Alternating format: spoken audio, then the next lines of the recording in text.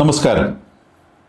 ഇന്നത്തെ മലയാള പത്രങ്ങളിലെ ഒരു പ്രമുഖ വാർത്ത, സംസ്ഥാന ആസൂത്രണ ബോർഡിലേക്ക് PSC നടത്തിയ ഒരു എക്സാമിനേഷനിൽ അതിൻ്റെ പേപ്പർ ഇവാലുവേറ്റ് ചെയ്തപ്പോൾ 10 ചോദ്യങ്ങൾ വിട്ടുപോയി എന്നുള്ളതാണ്. 10 ചോദ്യങ്ങളുടെ ഉത്തരം അതെന്താണോ എഴുതിയത് അത് ഇവാലുവേറ്റ് ചെയ്ത സിസ്റ്റം അല്ലെങ്കിൽ ആൾ കണ്ടില്ല എന്നുള്ളതാണ്.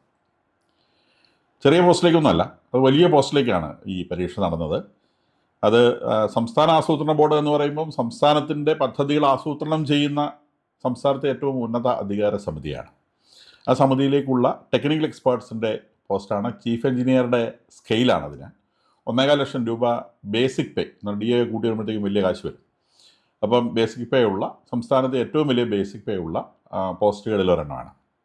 ആ പോസ്റ്റിലെ 3 വേക്കൻസികളിലേക്കാണ് ആപ്ലിക്കേഷൻ ക്ഷണിച്ചത്. 2023 ജൂലൈ 13 പരീക്ഷ നടന്നത്.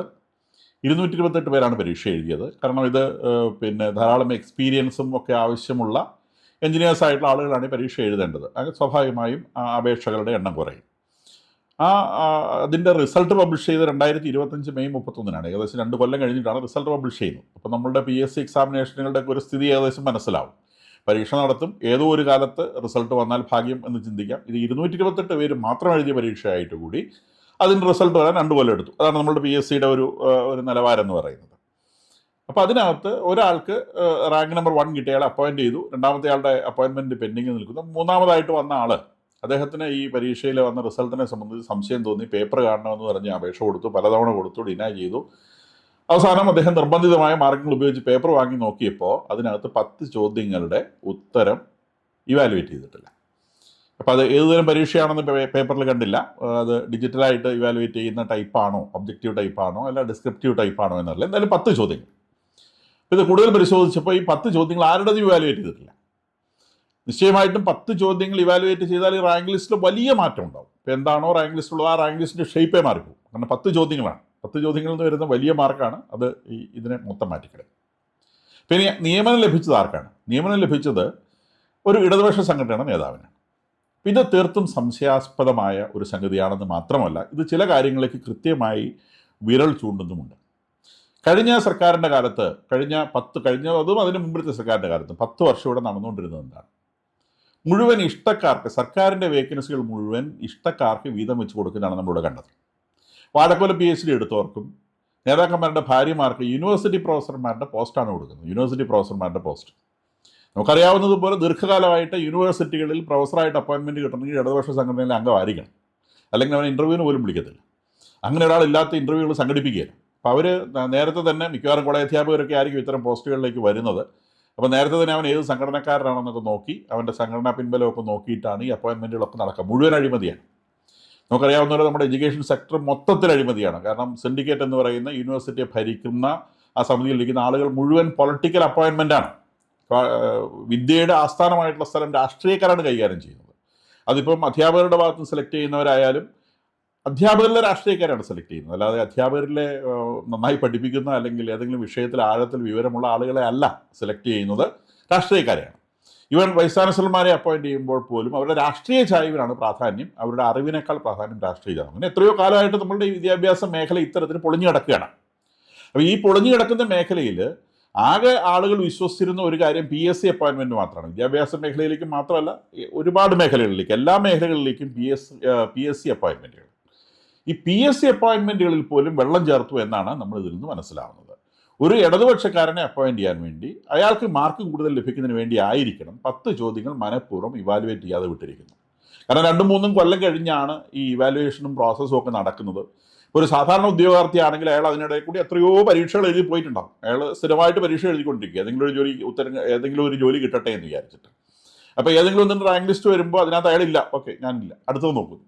അയാൾ ഒരിക്കലും അതിന് പിന്നാലെ പോവില്ല, അതിന് പിന്നാലെ പോയാൽ സമയമില്ല. കാരണം അയാൾ പട്ടണിക്കാരനാണ്, ഇങ്ങനെ ഒരു ജോലി നേടിയെടുക്കുക എന്നുള്ള വെപ്രാളത്തിലാണ്. അപ്പോൾ അതുകൊണ്ട് ഇതൊരിക്കലും പരീക്ഷിക്കപ്പെടുന്നില്ല. മാത്രമല്ല 2-3 വർഷം കഴിഞ്ഞിട്ടാണ് ഇതിൻ്റെ റിസൾട്ട് വരുന്നത്. അതിനിടയിലൂടെ ഈ ആൻസർ പേപ്പറിൻ്റെ ഇവാലുവേഷനിൽ എന്തൊക്കെ മാനിപ്പുലേഷൻ സംഭവിച്ചിട്ടുണ്ട് എന്ന് ആർക്കറിയാം? ഈ ചുരുക്കം പേര് മാത്രം എഴുതിയ ഒരു പരീക്ഷ ആയതുകൊണ്ടാണ് ഇത്തരത്തിൽ ഒരു ചെക്കിങ്ങും കാര്യങ്ങളൊക്കെ സംഭവിച്ചത്. മാത്രമല്ല എഴുതിയ ആൾക്ക് അത്രത്തോളം കോൺഫിഡൻസ് ഉണ്ടായിരുന്നതുകൊണ്ടാണ്. അയാൾ എഴുതിയ അയാൾക്ക് ലഭിക്കേണ്ട മാർക്ക് എത്രയാണെന്നുള്ളതിനെ സംബന്ധിച്ച് ഒരു കൃത്യമായ കോൺഫിഡൻസ്, വളരെ എക്സ്പീരിയൻസ് ആയിട്ടൊരു പേഴ്സൺ ആയിരിക്കണം. അപ്പോൾ അതുകൊണ്ടാണ് അദ്ദേഹം അത് അത്ര വാശി പിടിച്ച് ആ പേപ്പർ അദ്ദേഹം കാണണമെന്ന് വാശി പിടിച്ചത്. നേരെ മറിച്ച് ഒരു സാധാരണ ഉദ്യോഗാർത്ഥിയെ സംബന്ധിച്ചാണ് ഞാൻ മാർക്ക് ചെയ്ത് തെറ്റിപ്പോയി കാണും എന്നങ്ങ് വിചാരിക്കും. അപ്പോൾ അത് ഒരു സൗകര്യമാക്കി എടുത്തുകൊണ്ട് ഈ കഴിഞ്ഞ 10 വർഷങ്ങളിൽ ഇവർ PSCയെ അങ്ങേയറ്റം മലീമസമാക്കി അതിനകത്ത് നടത്തിയ അപ്പോയിൻമെൻറ്റുകളിൽ മുഴുവൻ വെള്ളം ചേർത്തിട്ടുണ്ടോ എന്ന് സംശയിക്കേണ്ട ഒരു കാര്യമാണ്. വാസ്തവത്തിൽ കഴിഞ്ഞ 10 വർഷമായി നടത്തിയ മുഴുവൻ PSC അപ്പോയിൻമെൻറ്റുകളും ചെക്ക് ചെയ്യപ്പെടേണ്ടതാണ് എന്നുള്ളതാണ് ഈ ഒരു വാർത്ത അല്ലെങ്കിൽ ഈ ഒരു കാര്യം സൂചിപ്പിക്കുന്നത്. നമുക്കറിയാവുന്ന വളരെ ലിമിറ്റഡ് അപ്പോയിൻമെൻറ്റ്സേ ഉള്ളൂ. ഇവിടെ വേക്കൻസികൾ ഇല്ലാഞ്ഞിട്ടില്ല, ധാരാളം വേക്കൻസികൾ ഒരുപാട് സ്ഥലങ്ങളിൽ ഒഴിഞ്ഞു കിടക്കുന്നുണ്ട്. നമുക്കിവിടെ ആളുകളില്ലാഞ്ഞിട്ടാണ്.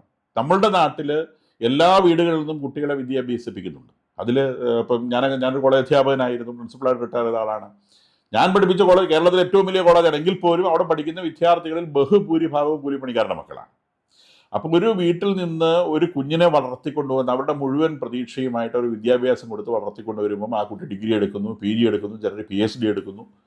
PhD എടുത്തവർക്ക് പോലും ജോലിയില്ല. ഈവൻ റിസർവേഷൻ ക്ലാസ്സിൽപ്പെട്ട PhD എടുത്തവർക്ക് പോലും ജോലിയില്ല എന്നുള്ള സാഹചര്യമാണ് കേരളത്തിൽ നിലവിലുള്ളത്. അതുകൊണ്ട് തന്നെ ഇന്ന് കോളേജ് പഠിക്കാനല്ല നമുക്കറിയാം.